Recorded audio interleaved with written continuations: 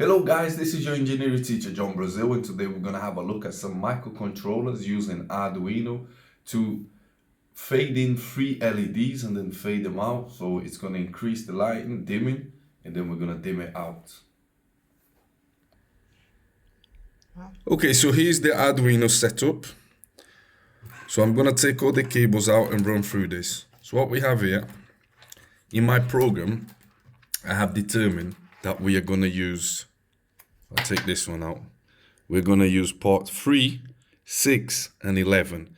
These are ports that accept the PWM, which is the pulse width modulation.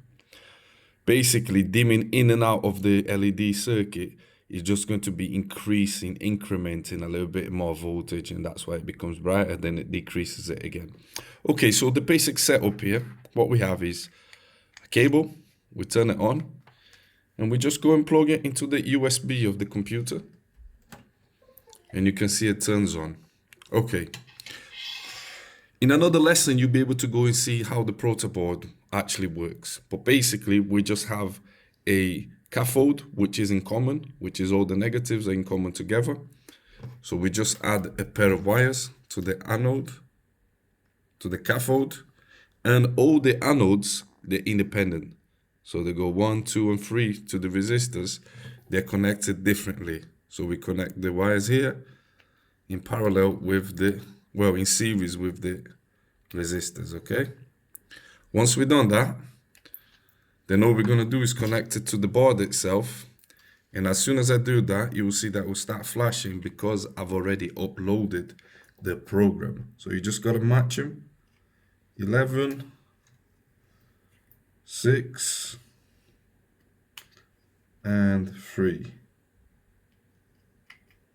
So as you can see, all 3 lights are dimming in and dimming out. And that's because they are already being programmed, okay?